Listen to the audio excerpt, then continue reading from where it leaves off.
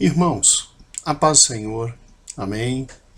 Queremos que o estudo bíblico, em especial voltado ao Natal, que foi ministrado na maioria de nossas igrejas no dia 24, né? Domingo passado, tenha sido uma bênção muito grande. Agora, nós retornamos à nossa revista da Escola Bíblica Dominical e retomamos a lição de número 7. Amém? A lição de número 7 é uma lição muito importante. Ela trabalha com aquilo que o Espírito Santo tinha feito e realizou nos 3 primeiros séculos para milagrosamente conservar a existência da igreja. Amados, eu repito isso em praticamente todas as aulas de instrução, mas não tem como pensar diferente. A igreja é realmente um milagre da parte de Deus, né? A existência, a tenacidade, a perseverança da Igreja do Senhor realmente demonstra que esta instituição, ao contrário de todas as outras, não é uma mera instituição humana. Eu e você passamos, eu e você nascemos, vivemos e morremos, e a Igreja do Senhor continua.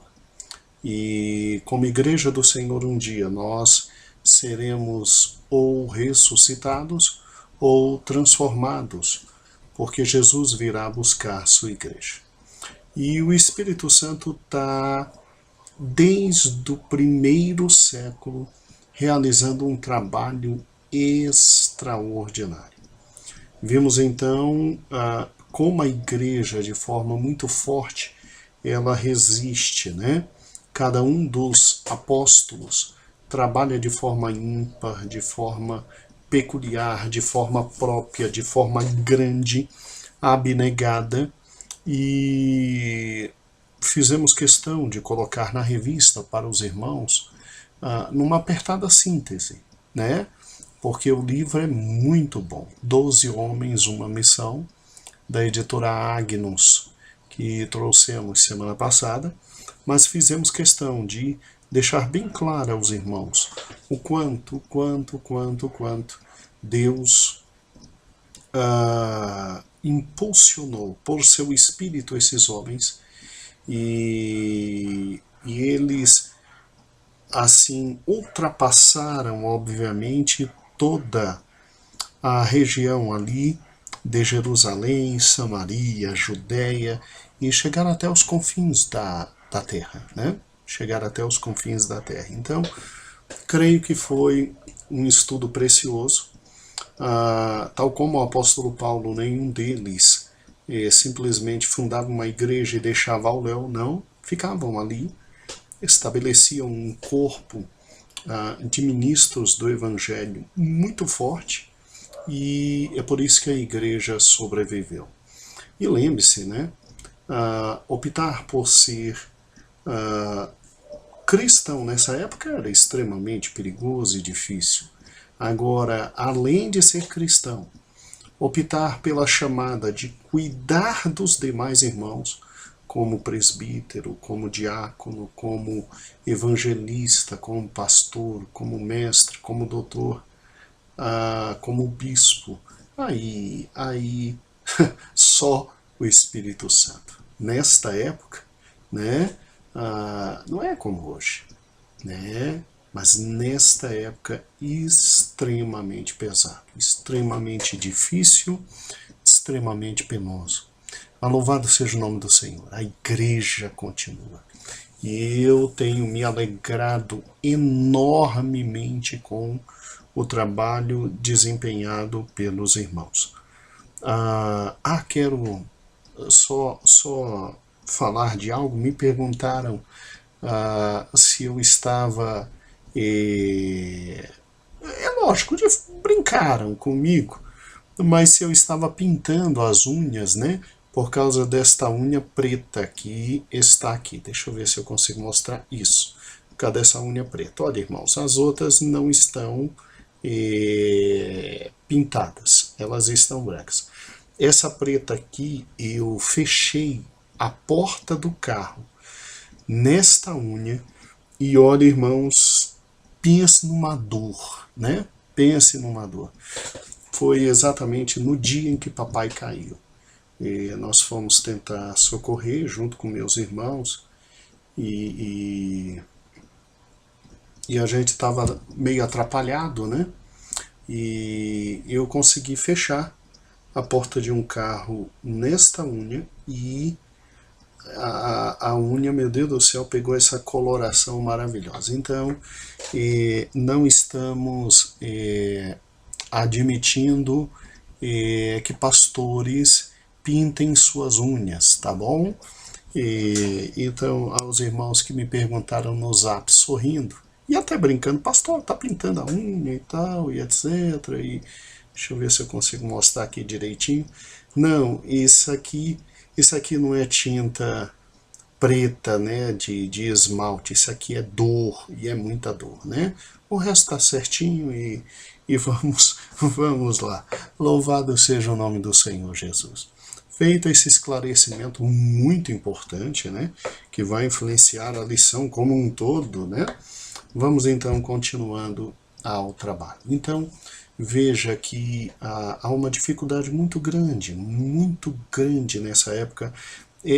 Só o Espírito Santo a fazer com que alguém se dedique, se derrame, se entregue ao trabalho de cuidar do povo de Deus. E nós exploramos, então, exatamente isso. E aí eu peço que você abra a revista, veja que nós, então, trabalhamos, amados irmãos, com a página 66, 67, né? Exploramos aqui a questão dos apóstolos, ok? Aí pulamos a página 68 e trabalhamos com a página 72 e 73 da forma como eu pedi. Eu fico satisfeito com os resultados que estamos alcançando em todo o ministério. São muitos irmãos, alunos dos amados professores que me enviam zaps dizendo, olha, obrigado, a revista está sendo uma bênção. Então, louvado seja o nome do Senhor Jesus. Estamos alcançando os resultados. Agora, dividimos a lição 7 em duas partes, por quê? Porque a segunda parte é também essencial. Não tinha como se tratar numa única lição. Eu ministrei a lição 7 aqui na sede e realmente vi que a primeira parte tomou inclusive um grande tempo nosso. E ficou então faltando trabalhar com o ponto número 3. O Espírito direciona a igreja na formação do Novo Testamento. Tá? Então ficou faltando trabalhar com a página 68, metade da página 68, a página 69 inteira, a página 70, a página 71 e a página o comecinho da página 72.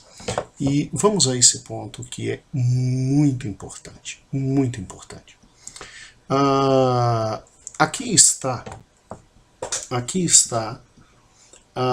uma das atividades mais miraculosas por parte de Deus, né?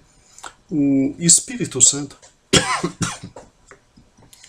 ele conduziu a igreja no meio de toda essa tormenta a não só se expandir, o que é um milagre, a não só se estabelecer enquanto instituição em todos os locais aonde ela chegava, o que é outro milagre, porque uma coisa é você sair pregando o evangelho, outra coisa é aquele que te escuta aceitar o evangelho. Aí um grande milagre. Somente o Espírito Santo convence o homem da justiça, do juízo, do pecado. né?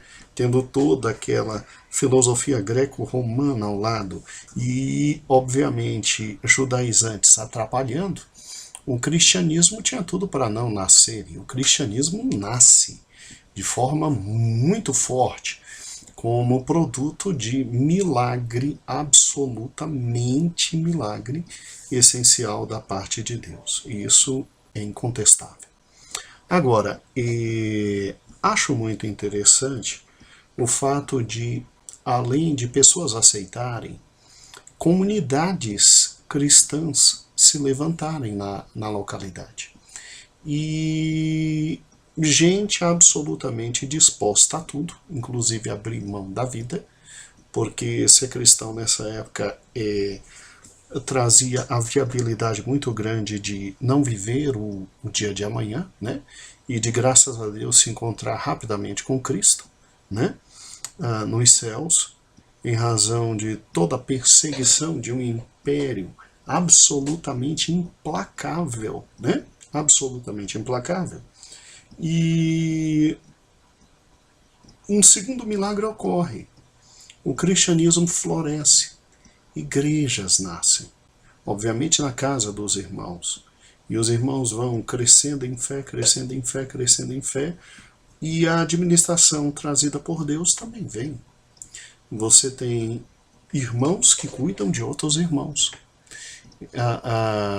O que significava na época colocar a cabeça a prêmio numa exclusividade muito grande, né?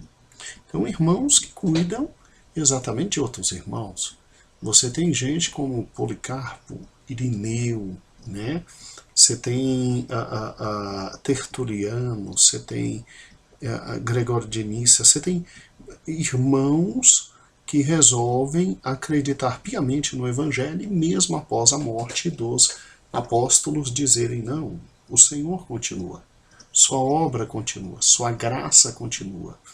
E igrejas florescem. Você tem um povo que tem pastores, que tem mestres, que tem bispos, que tem doutores, que tem evangelistas, que tem diáconos. Então você tem toda uma estrutura organizada pelo próprio Espírito Santo de Deus para cuidar da própria igreja. Isso é um segundo milagre. Porque, como estudamos na lição passada, se dedicar a isso era missão kamikaze, né? Era o incitamento ao suicídio. Agora, estava extraordinário, mas o Espírito resolveu trabalhar de forma muito mais forte e dar à igreja, num momento tão tumultuado como esse, aquilo que nós chamamos de Palavra de Deus. E aqui que começa o estudo, né? Eu preciso que você, então, nessa segunda parte do estudo, diga ao seu aluno que nós vamos concentrar nossas atenções da página 68 até a página 72, iniciozinho da página 72, e vamos entender um dos pontos mais importantes do cristianismo, que é a formação do cânon do Novo Testamento, tá bom? Do cânon do Novo Testamento. Em primeiro lugar, na época de Cristo, obviamente o cânon do Velho Testamento já estava todo posto, todo realizado. E não se havia dúvida nenhuma sobre a Bíblia existente na época. Para quem não sabe, a Bíblia que Cristo se utilizou em sua época foi a do Velho Testamento. Ele que é o autor e consumador da nossa fé, ele que é o autor da própria palavra, ele que é a palavra, porque no princípio era o verbo, e o verbo estava com Deus, e o verbo era Deus, né? E todas as coisas foram feitas por ele, e sem ele nada do que foi feito se fez.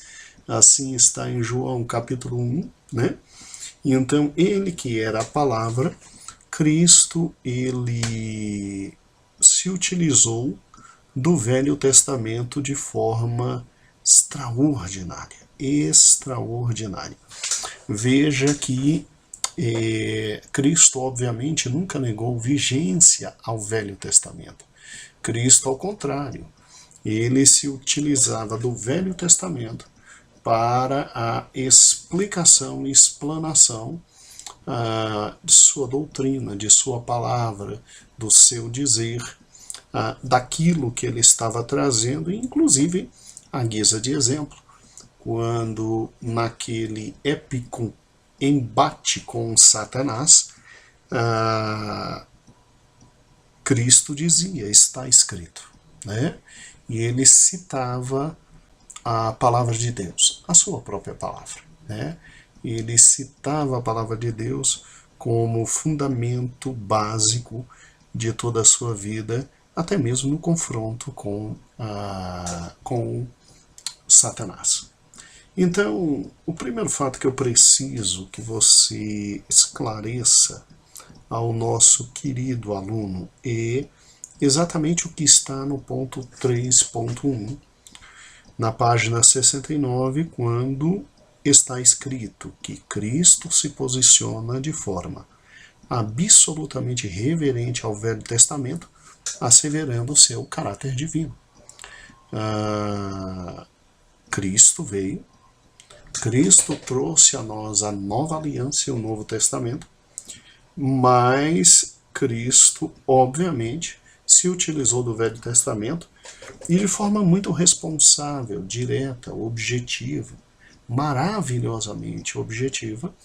Você tem por parte de Cristo afirmações tais como estão aqui, ó, nenhum tio e nenhum jota jamais passará da lei até que tudo se cumpra. Até que tudo se cumpra, né? Então, você tem Cristo olhando para o Velho Testamento e chamando o Velho Testamento de Palavra de Deus, né? Agora, de forma inesperada, é o que está aqui no ponto 3.2, Cristo começa a dar às suas próprias palavras a mesma força que o Velho Testamento possuía. Mais ou menos assim: ouvisse o que foi dito aos antigos, eu porém vos digo. Ouvisse o que foi dito, eu porém vos digo. Então, olha que interessante, Cristo se posicionou de uma forma que trouxe, obviamente, em primeiro lugar, um espírito de indignação e de ódio muito grande nos religiosos da época, porque eles diziam assim, peraí, quem é esse moleque? Isso aí não é o filho do carpinteiro, lá, o filho de José, o filho do carpinteiro? Que história é essa dele estar falando isso? Né? Peraí, como é que é? As palavras que ele está dizendo são espírito e vida? Ele tem esse poder? Ou seja, de forma inesperada, Cristo colocou aquilo que ele dizia, suas próprias palavras, no mesmo nível do Velho Testamento. Como se ele fosse um novo Moisés. Como se ele fosse aquele que estaria trazendo à humanidade uma nova revelação, uma nova palavra de Deus. E isso provocou ira e indignação muito grande nos fariseus, escribas, nem tanto nos saduceus. Saduceu era uma galerinha que, sabe aquele povo frio na fé, aquele povo do tudo pode, etc., né? Mas o fariseu e o escriba, não, peraí. Só Deus é que pode falar. E eles não olhavam para Cristo como Deus. Só Deus é que pode revelar sua vontade. Eles não criam que Cristo era Deus. E obviamente, começaram a planejar matar Cristo em razão do fato dele se dizer filho de Deus. Porque no exato momento em que Cristo se coloca como filho de Deus, ele se coloca como aquele que detém absolutamente todo o conhecimento sobre Deus e que tem por parte de Deus o poder de revelar o Pai. E tendo por parte de Deus o poder de revelar o Pai, tem poder e autoridade de, obviamente, trazer as Escrituras. trazer fatos além do que já existiam nas Escrituras. Então veja que interessante. É por isso que nós hoje cremos que o cânon está fechado. Ninguém mais pode vir. Cristo já veio. Ele é que nos traria a revelação eterna, definitiva e única de Deus. Ele é que poderia acrescer alguma coisa ao Velho Testamento, como acresceu nos trazendo o Novo Testamento. Agora, para que o judeu fanático do Novo Testamento acreditasse nisso, meu Deus do céu, só podia ser obra do Espírito Santo de Deus, de ninguém mais, senão do Espírito Santo de Deus, convencer o homem da verdade, né? E a verdade é que aquele judeu galileu que ali estava era um filho de Deus, e que nele se cumpria todas as vertentes e profecias do Velho Testamento, e que ele, obviamente, seria aquele que traria a revelação final e definitiva de Deus e nos traria algo além do Velho Testamento, nos traria o Novo Testamento com a nova aliança. Então, olha que interessante, Cristo se posiciona de forma completamente reverente ao Velho Testamento. Cristo começa no seu dia a dia, e eu coloquei muitos versículos aqui, de forma inesperada, dar às suas próprias palavras a mesma força que o Velho Testamento tinha. A mesma força que o Velho Testamento tinha. Então, olha que interessante. Terceiro grande fato que ocorreu foi que, e está registrado aqui na página 69, no ponto 3.3, é que havia no coração dos discípulos a certeza de que Cristo era o Filho de Deus, um Messias prometido, o libertador descrito nas o quê? Escrituras. Nenhum dos discípulos tinha absoluta dúvida disso. Eles só não estavam entendendo direito a função de Cristo ali, porque eles acreditavam que iam ter um grande libertador e que ia haver uma libertação muito grande de Israel do jugo de Roma. Mas todos tinham certeza absoluta de que Cristo era o Filho de Deus e que Cristo tinha como uma de suas missões revelar de forma definitiva Deus à humanidade. E aí vem o que ninguém esperava. E o que ninguém esperava? Bem, página 70. Por último, sabendo que a palavra falada com o tempo se perde, Cristo promete o Consolador, o Espírito Santo, cuja função, além de outras, seria de lembrar-lhes de tudo que ele lhes tinha dito. João 14, 26. Olha que interessante. É muito interessante isso. Cristo diz, olha, eu vou ao Pai, mas eu já intercedi, vai vir um outro Consolador, porque o primeiro Consolador é Cristo, o outro Consolador é o Espírito Santo. E o outro Consolador, ele vai vos guiar em toda a verdade, ele vai lembrar a vocês tudo o que eu estou dizendo. E aí, quando isso aconteceu, quando no Pentecoste a igreja recebeu a influência agora direta, objetiva, máxima do Espírito Santo, o que aconteceu?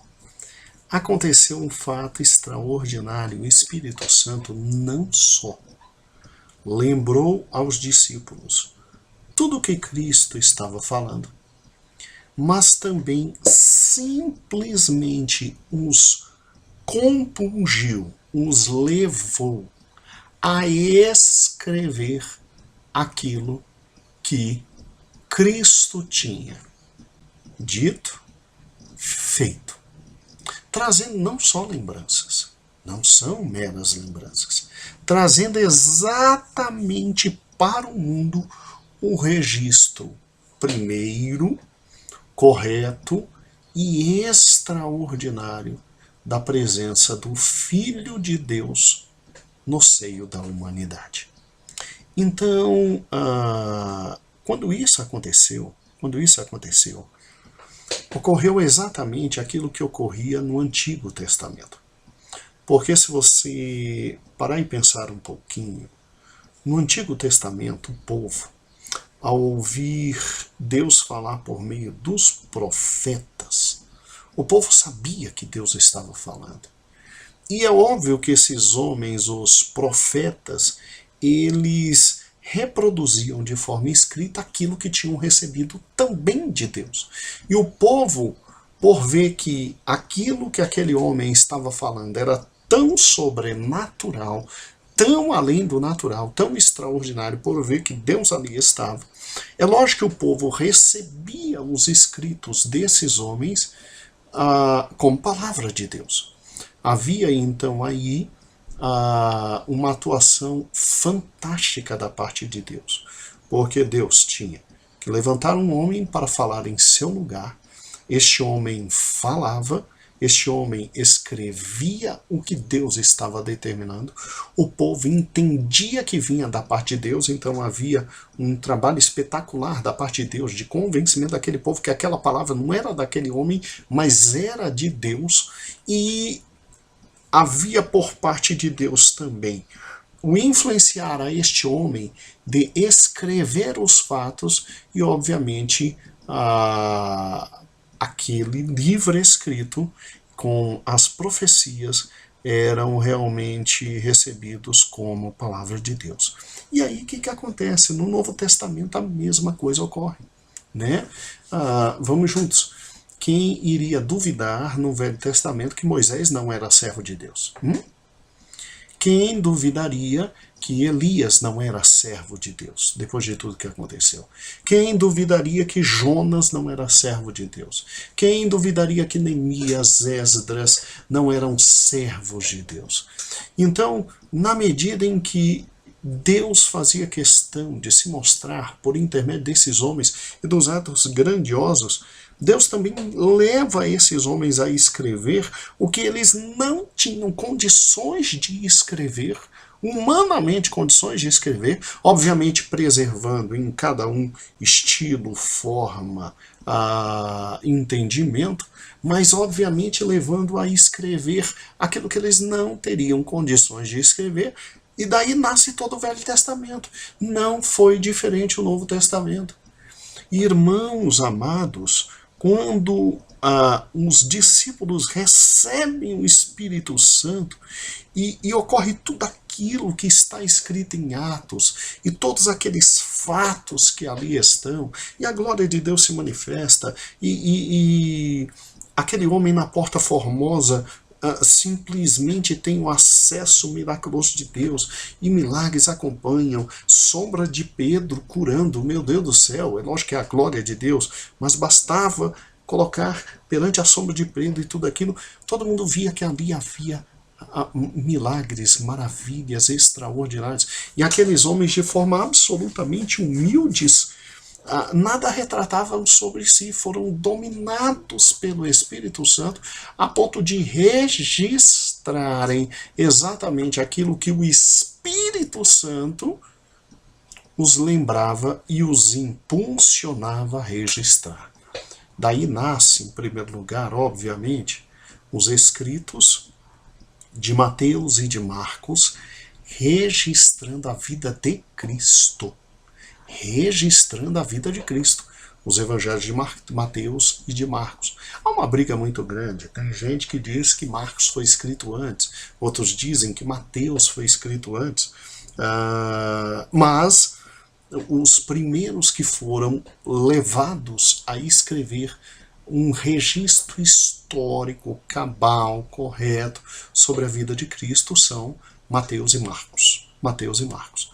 Aí Deus pega um médico que se torna o maior historiador de todos os tempos, um homem chamado Lucas, que tem uma influência muito grande sobre Paulo, e Deus faz esse homem simplesmente abrir mão da medicina e investigar tudo sobre a vida de Cristo e fazer o registro histórico mais completo sobre a vida de Cristo.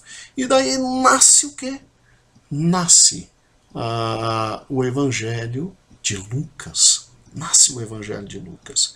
E é óbvio que Deus toma o discípulo amado para também registrar o que ninguém conseguiria registrar de forma fantástica, extraordinária, profunda, é lógico. E aí nasce o Evangelho de João. Então, em primeiro lugar, vêm os evangelhos, inspirados profundamente em Deus, absolutamente em Deus, inspirados pelo Espírito Santo, e os evangelhos são escritos por Mateus, Marcos, Lucas e João, em primeiro lugar, como consequência absoluta, irrestrita, fantástica dessa operação do Espírito Santo na vida destes homens. Por exemplo, Marcos foi alguém absolutamente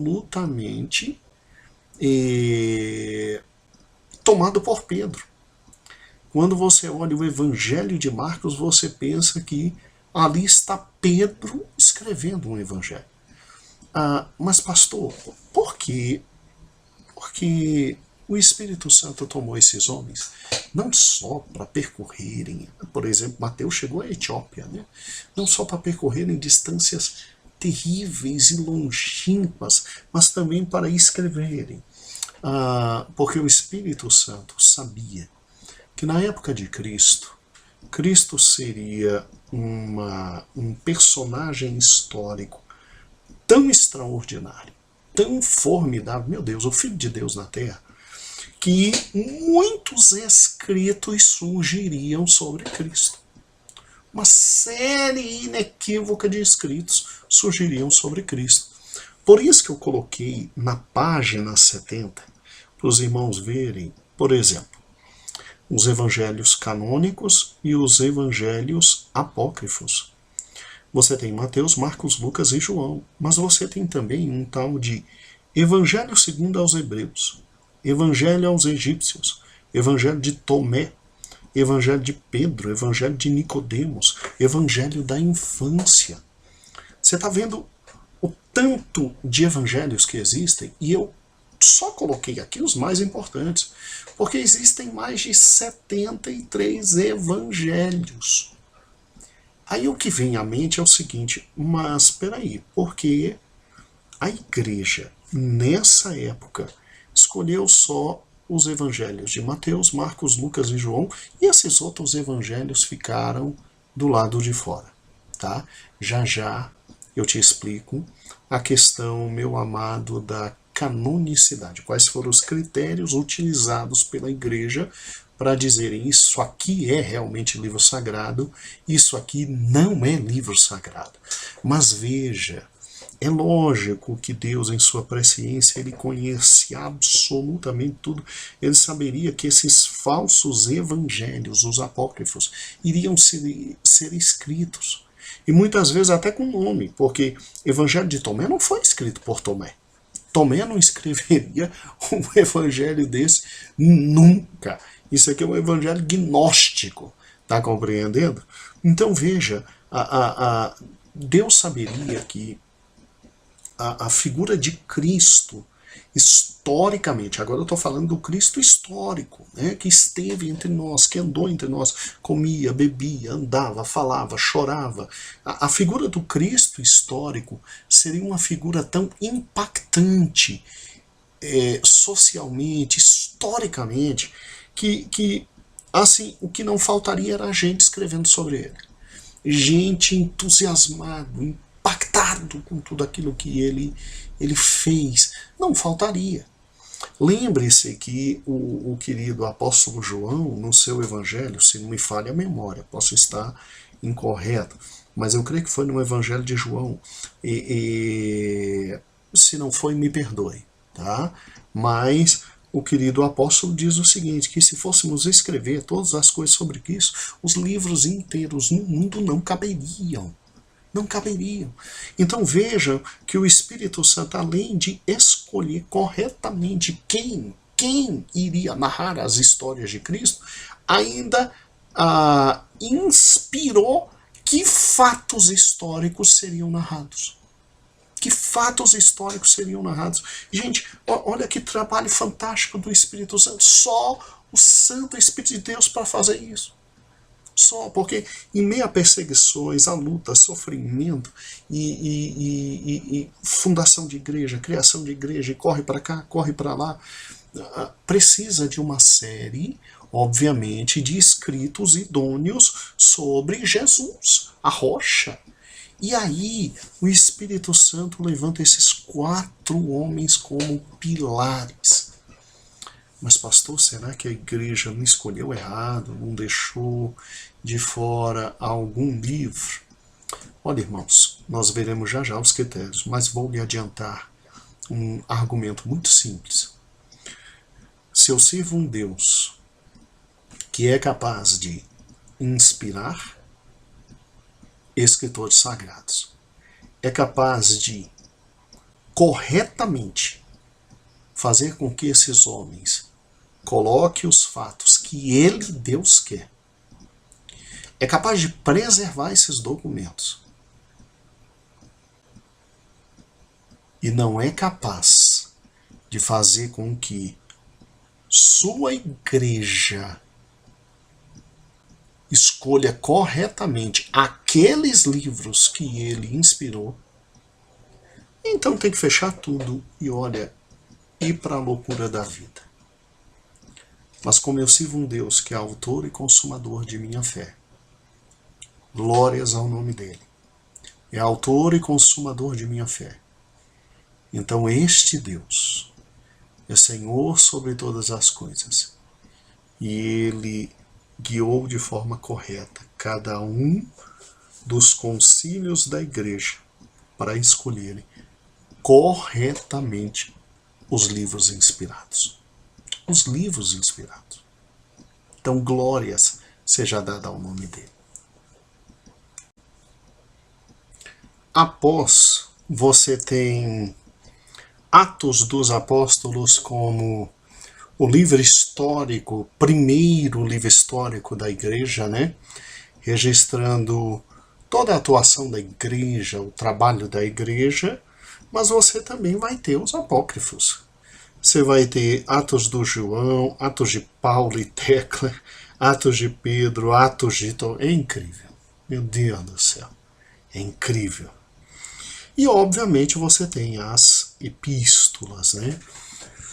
O que são as epístolas? A igreja está fundada, meus amados irmãos, em Cristo e na doutrina dos apóstolos. E a doutrina dos apóstolos nada mais é do que o esclarecimento sobre o que Cristo trouxe a nós. Porque o autor das Sagradas Escrituras é um só, é nosso Senhor e Salvador Jesus Cristo. As Escrituras falam o tempo inteiro dele. Então é para ele que tudo se aponta.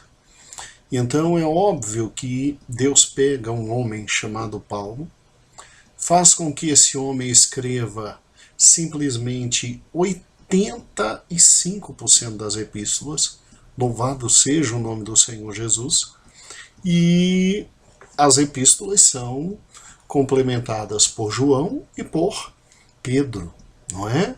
Aqui sim nós temos o apóstolo Pedro escrevendo. E é lógico que existiriam falsas epístolas. O diabo trabalharia até nisso, não é? Daí as epístolas canônicas e as epístolas apócrifas. Interessante, né? Interessante. E por fim a revelação, que é o Apocalipse, né? O Apocalipse de Cristo, dado a João. E ainda temos os apocalipses apócrifos. Pastor, como é que a igreja, num momento tão difícil como esse, ainda conseguiu separar o joio do trigo, ou seja, Como é que o Espírito Santo conseguiu fazer com que a igreja, obviamente, soubesse o que era verdade do que era a absoluta mentira, né? Absoluta mentira. E, obviamente, no ano 175, com certeza, o cânon já estava absolutamente encerrado, né? Tivemos algumas discussões depois e etc., mas com certeza, basicamente, em 175 a igreja já tinha discernido o que eram os escritos corretos do Novo Testamento, daí chamado canônicos, né? E dos escritos apócrifos, os falsos. 4 critérios foram utilizados e, obviamente, critérios vindos da parte do Espírito Santo. Irmãos, creio uma coisa, nada que é referente à igreja e ao Senhor Jesus é absolutamente humano. É muito mais divino que humano. A nossa existência é milagre de Deus, produto da graça de Deus, produto da presença de Deus, é um mundo espiritual. Então, quando se levantaram esses 4 critérios, creiam, foram direcionados pelo Espírito Santo. Como é que a gente separa o que é divino do que não é divino? Extremamente simples. O primeiro princípio está aí na página 71, é o princípio da apostolicidade. Ou seja, um livro foi escrito por um apóstolo, ou então um livro foi escrito por um autor que tinha tal relacionamento com os apóstolos de modo a elevar o seu nível e ser recebido pelos próprios apóstolos como um livro sagrado. E é preciso entender isso, porque uma das funções dos apóstolos no primeiro século era de preservação da integridade da doutrina dentro da igreja. Então, era muito fácil reconhecer um escrito do apóstolo Paulo. Era simples reconhecer um escrito do apóstolo Pedro, do apóstolo João, né? A eles eram dado prova histórica de que realmente tinham sido escritos por eles. Os apóstolos se comunicavam entre si. Os apóstolos enviavam seus escritos uns aos outros e às igrejas. Veja que um apóstolo lê o escrito de outro apóstolo. Quando Pedro diz que nosso irmão Paulo escreve fatos que são difíceis de compreender, mas que são inspirados. Irmãos, Pedro está dizendo, os escritos de Paulo são inspirados e toda a escritura é inspirada por Deus. Absolutamente inspirada por Deus. Então, quem escreveu? Foi realmente um apóstolo? Existe prova histórica disso? Não foi um apóstolo. Lucas não era apóstolo, tá, tudo bem. Mas o relacionamento que esse escritor tinha com os apóstolos era tal, a ponto de ter quase que uma autorização desses apóstolos para isso. Assim ocorreu com Lucas, né? O escrito dele estava no nível apostólico, assim ocorreu com Lucas, assim ocorreu com Marcos, né? O relacionamento dele com Pedro era tão grande que o escrito dele foi elevado ao nível de apóstolo e aceito. Segunda regra. A segunda regra era a questão da universalidade. Sim, eu pulei conteúdo, mas é que conteúdo eu quero trabalhar ao final. O livro era recebido universalmente na igreja. Ou seja, aqui tem um critério que eu acho fantástico. Nós não temos, na época de Cristo, a mesma facilidade de escrita e comunicação que temos hoje. Os livros eram escritos, obviamente, em papiros, né? e absolutamente dobrados, lacrados, aqueles rolos enormes, e em peles também, né? E obviamente você só vai ter todos os livros do Novo Testamento e do Velho Testamento num único livro depois que Gutenberg consegue fazer a querida imprensa e a prensa, juntando absolutamente tudo. Tudo bem, existem registros históricos de um pouquinho antes, parece que um húngaro ou um búlgaro, uma coisa assim, ter conseguido essa façanha. Mas, por exemplo, na época de Cristo, como que era? Bem, você tinha nas sinagogas, e você tinha, que era a igreja da época, as sinagogas e no templo, você tinha uma parte destinada aos livros. Então estava ali o rolo de Isaías, o rolo de Jeremias, o rolo de Miqueias, e aí quem ia falar naquele dia pegava o rolo, abria, lia e explicava. Então, como que funcionava no Novo Testamento? No Novo Testamento funcionava exatamente assim. Você tinha Paulo escrevendo à igreja de Corinto, ótimo, excelente.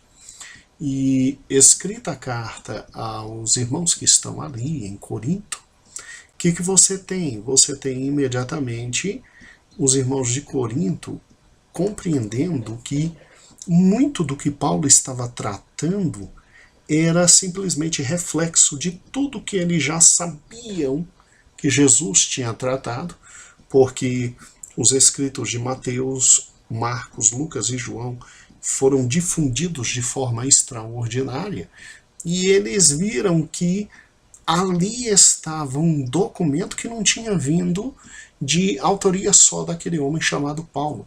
Deus diretamente usou aquele homem para isso. E aí, quando o escrito de Paulo aos Coríntios era lido em Filipos, era lido em Tessalônica, era lido nas outras igrejas, havia a sensação absoluta de que homem nenhum tinha condições de escrever aquilo. E o Espírito Santo ia falando em cada uma das comunidades e ia cristalizando no coração de cada um dos irmãos a certeza absoluta e inequívoca que aqueles escritos vinham da parte de Deus. E daí o princípio da universalidade. Os livros eram recebidos em todas as igrejas. Nessa época aqui, 175, 176 igrejas em todas as partes do mundo era universalmente recebido, né? E aqui um critério muito difícil de ultrapassar, né? Terceiro critério, inspiração. Mostra o livro evidência de ser divinamente inspirado, ou seja, o conteúdo que está nele é conteúdo que realmente, ao ler, você vê, olha, homem nenhum poderia colocar isso. Aí um critério difícil. Mas o mais interessante era o princípio do conteúdo. Era o conteúdo do livro de tal natureza espiritual que lhe desse o direito a esta categoria. É incrível, irmãos. Irmãos, é incrível. Quando você pega por exemplo, os evangelhos apócrifos, que você lê alguns evangelhos, alguns escritos, você vê, olha, o conteúdo que está aqui, literalmente não tem nada de espiritual, isso aqui não poderia vir nunca da parte de Deus. Quando você pega alguns livros históricos, apócrifos, você diz, não, isso aqui não tem como vir da parte de Deus. Principalmente as epístolas e o Apocalipse. Os irmãos, ao pegarem, isso é lindo, coloque isso no coração, os irmãos, ao pegarem um livro falso, um livro apócrifo, o conteúdo dele era tão baixo em relação ao conteúdo do livro canônico que não tinha como não perceber que aquele livro era falso e não poderia ser recebido como livro no Novo Testamento. Mas não tinha como mesmo. Quando você lê Mateus, Marcos, Lucas e João, e você resolve ler o apócrifo, por exemplo, o Evangelho da Infância, o Evangelho de Nicodemos, quando você vê, tá aqui, ó, Mateus, Marcos, Lucas e João, e tá aqui o outro. O nível é tão distante entre um e outro que não tem como você receber. E aqui um critério fantástico, porque os escritos, irmãos, os escritos no Novo Testamento dos apóstolos eram tão divulgados, tão lidos, e tão discernidos, e tão engolidos, e tão recebidos, de tal forma que quando você simplesmente lia algo que era diferente, você sabia, não tem como. Não tem como. Olha o conhecimento forte que a igreja primitiva tinha da palavra de Deus. Era incrível, irmãos, quando os irmãos se reuniam para ouvir a palavra de Deus, porque não tinha Bíblia para todo mundo. Eles estavam ali na casa do presbítero da cidade, e todos ouviam a palavra de Deus e guardavam, e ouviam, e guardavam, e ouviam, e guardavam. Quando chegava uma carta dizendo, essa aqui é de Pedro, mas era um falso evangelho, facilmente eles identificavam que não era de Deus. Então, de forma extraordinária, o Espírito Santo junta os livros que devem ser juntados e faz e nos traz o cânon do Novo Testamento. Para que os irmãos tenham uma ideia bem certinha do que eu estou falando, daquilo que aconteceu, obviamente, no momento em que a igreja escolheu, guiada pelo Espírito Santo, quais eram os livros realmente canônicos, corretos, e os livros incorretos, os apócrifos. Eu tenho comigo um livro muito interessante que contém todos os apócrifos da Bíblia. Ele vende em qualquer livraria. É esse aqui, ó. Deixa eu ver se eu mostro direitinho isso. Apócrifos da Bíblia. E livro grosso, né? Aqui, ó. E eu vou pegar como exemplo, vou pegar só um exemplo. Eu poderia multiplicar os exemplos, mas vou pegar como exemplo o Evangelho segundo Tomé, o Dídimo. Se você pegar aqui na revista, na página 70, eu coloquei de um lado Mateus, Marcos, Lucas e João, canônicos, e no meio dos apócrifos está aí, ó, Evangelho de Tomé, ok? Vamos lá. Você que já leu Mateus, Marcos, Lucas e João, estuda e tal, veja se é interessante ou não o Evangelho segundo Tomé. Olha que fantástico. Vamos lá. Evangelho segundo Tomé. Evangelho segundo Tomé. Interessante como começa o capítulo 1 do Evangelho segundo Tomé. Olha que interessante. São estas as palavras secretas que Jesus, o vivo, proferiu e que o seu dídimo Judas Tomé escreveu. Então aqui está um evangelho que Jesus falou só para Tomé. É um conhecimento secreto e que Tomé, em tese, né? Tomé escreveu e, obviamente, lutou para entrar no cânon sagrado. Bem, aí a igreja começava a ler e já começava a ficar com a pulga atrás da orelha. Que história é essa de conhecimento secreto? Mas bem, tudo bem. Aí vem o versículo 1. Ele disse, ou seja, Cristo, né? Aquele que encontrar o significado dessas palavras não provará a morte. E Jesus disse, versículo 2, Aquele que busca, não pare de buscar até que encontre, e quando encontrar, perturbar-se-á depois de maravilhar-se e reinará sobre o todo, né? Bem, muito bem, que bom. Então, aquele que ouvir, segundo o que está aqui, vai reinar sobre o todo. Que maravilha, que maravilha. Aí, você tem nesse evangelho, é lógico que eu não vou ler ele todo para você, você tem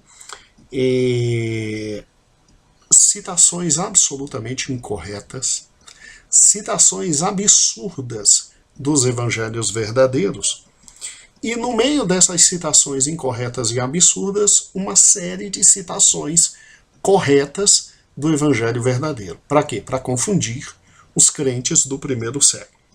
Vou dar exemplo do que eu acabei de falar.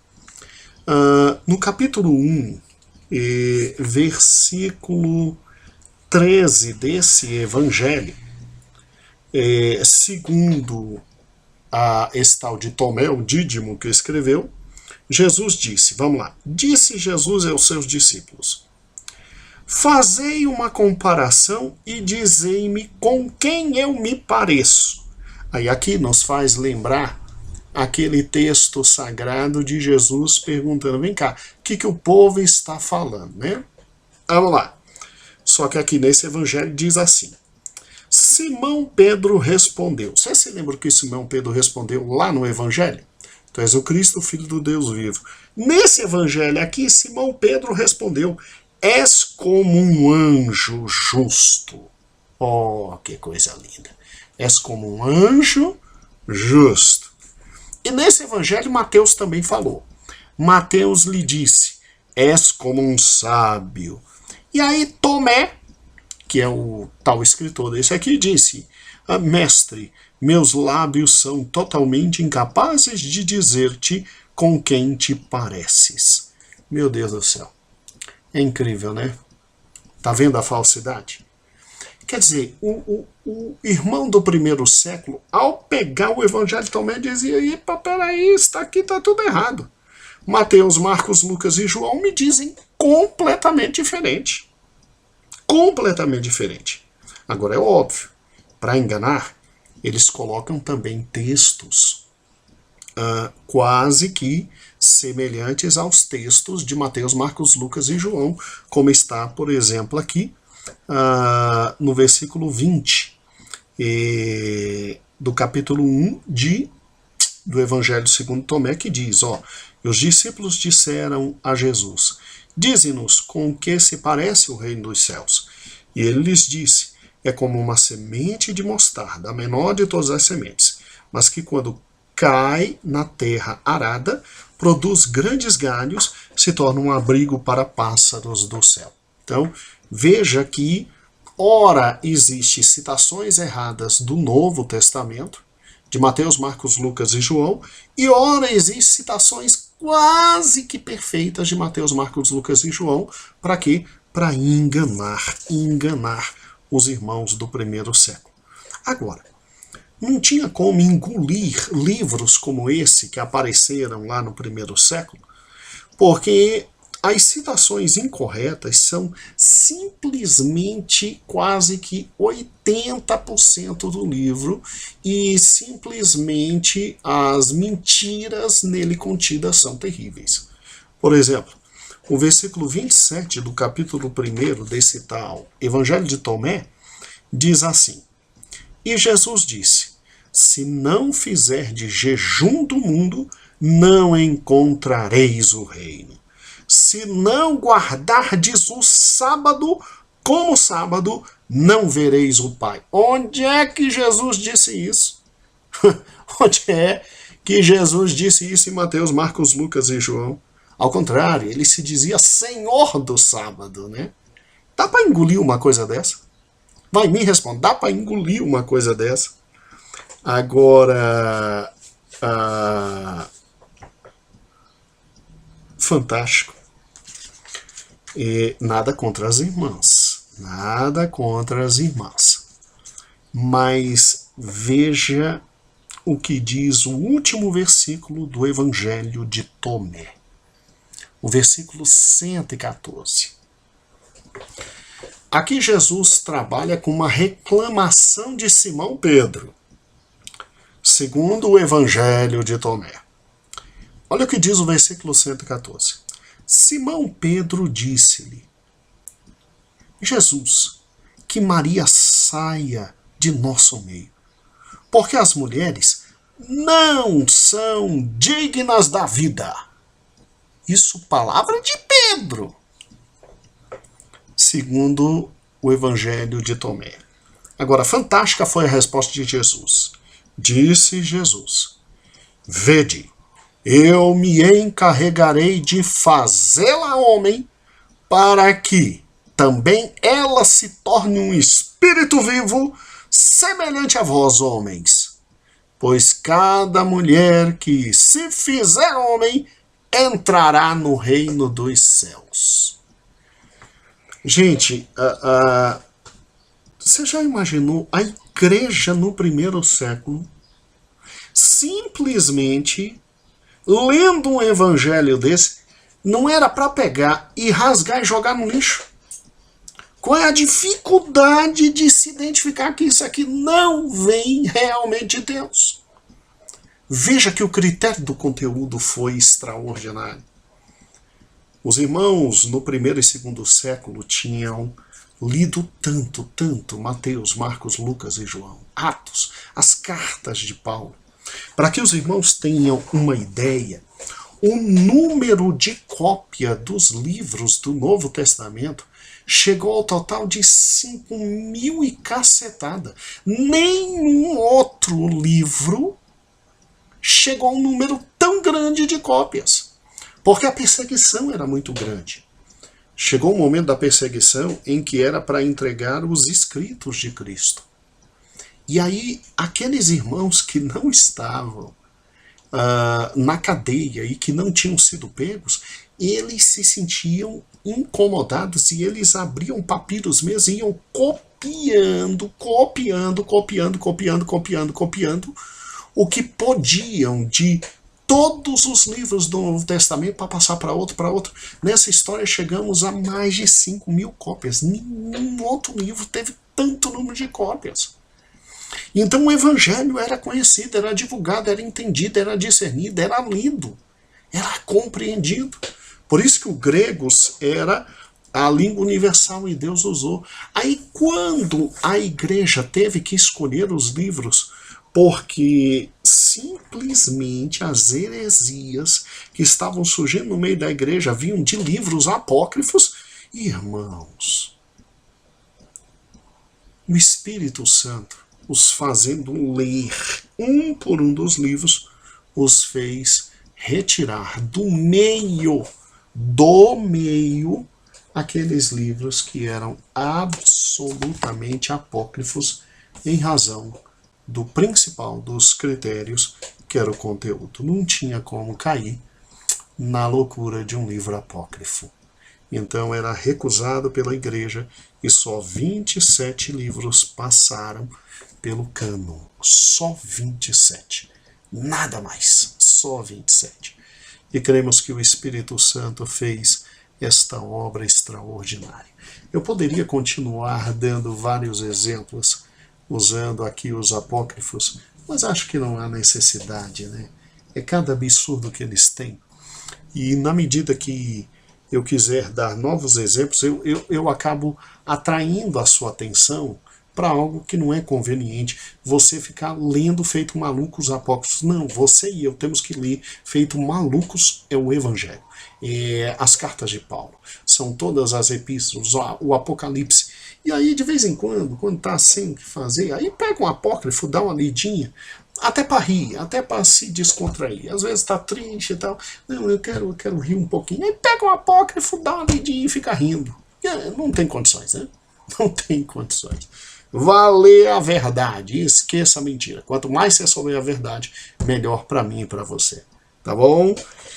E aí, meu amado irmão, é lógico que, louvado seja o nome do Senhor, Deus encerra todo o Novo Testamento.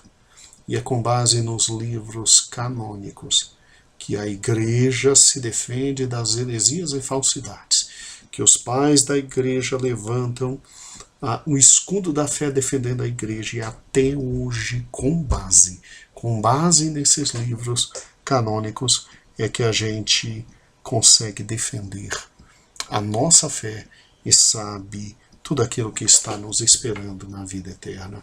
Louvado seja o nome do Senhor. Agora, o incrível é, tudo isso aconteceu no meio de perseguição, no meio de dor, no meio de muito sofrimento, no meio de muita crítica. Eu gosto muito do texto que está aqui, muito do texto que está aqui na página 71, e após descrever cada um dos critérios, quando se diz assim, o professor Carlins, né, que é nosso historiador básico para a compreensão, ele diz assim: as pessoas equivocadamente supõem que o cânon é uma lista de livros sagrados vindo diretamente do céu, ou, ao contrário, imaginam que o cânon foi estabelecido pelos concílios eclesiásticos. Não foi assim, pois os vários concílios que se pronunciaram sobre o problema do cânon, no Novo Testamento apenas os tornavam públicos, porque, como ainda se verá, tinham já sido aceitos amplamente pela consciência da igreja. Ou seja, o mesmo Deus que atuou no Velho Testamento, erguendo homens para escrever a sua palavra e colocando no coração do povo que era a sua palavra, fez a mesma coisa no Novo Testamento. O desenvolvimento do cânon foi um processo demorado, basicamente encerrado em 175, obviamente, depois de Cristo, exceto para o caso de poucos livros cuja autoria ainda era discutida. No final do IV século, todos os 27 livros em nosso cânon atual haviam sido reconhecidos por todas as igrejas do Ocidente. Portanto, louvado seja o nome de nosso Senhor e Salvador Jesus Cristo. Daí surgiu, irmãos, a partir da reforma, sola escritura. Deus nos deu um livro sagrado que podemos ter como manual para a vida eterna. E louvado seja o nome do Senhor. Que trabalho espetacular feito pelo Espírito Santo. Eu não sei se você consegue imaginar isso, entender, você já entendeu, mas imaginar como no meio de tanta dificuldade, Deus nos abençoou, nos dando as Sagradas Escrituras. Então a Deus toda a glória, todo louvor e toda a honra. Eu espero que os irmãos tenham uma excelente lição. E domingo agora será a última escola bíblica do ano, né? E eu quero agradecer a Deus pela vida de cada um dos irmãos. Aí entramos janeiro, vamos trabalhar janeiro com o final de nossa revista. Ainda tem a lição, são lições muito preciosas, a lição 8, 9 e 10. E aí, no mês de fevereiro, começamos, louvado seja o nome do Senhor, a revista Só lhe deu glória, parte 2, que é da reforma ao cinquentenário, ou seja, o título é absolutamente sugestivo. Nós vamos estudar todos os fatos após a reforma, até o Evangelho chegar no Brasil, e chegando no Brasil, chegar no nosso povo, e a nossa igreja ser erguida, e louvado seja o nome do Senhor Jesus. Serão meses de muita bênção. Meu amado professor, muito obrigado. Eu conto com a tua fidelidade ano que vem. Meu amado pastor, muito obrigado. Eu conto com a tua fidelidade. E eu te garanto que quando o teu amado aluno chegar na próxima convenção, ele terá uma visão absolutamente precisa e completa de porque ele é pentecostal e porque ele está na Igreja Brasil para Cristo. Então, louvado seja o nome de nosso Senhor Jesus Cristo, a Ele toda a glória, mas eu também quero te agradecer de todo o meu coração. Obrigado por tudo. Obrigado por tudo. Lembrem-se, aqueles que há muito ensinaram a verdade resplandecerão eternamente no firmamento. Tu tens um espaço no firmamento. Muito obrigado. Deus te abençoe. E, obviamente, a semana que vem continuamos. Ainda temos a lição 7. Temos a lição 7 não, perdão. Temos a lição 8, 9 e 10. Tá? E algumas dessas ainda divididas em duas partes. Louvado seja o nome do Senhor. Deus te abençoe. Deus te abençoe por tudo. Um feliz 2018 na presença do Senhor. Glória a Deus.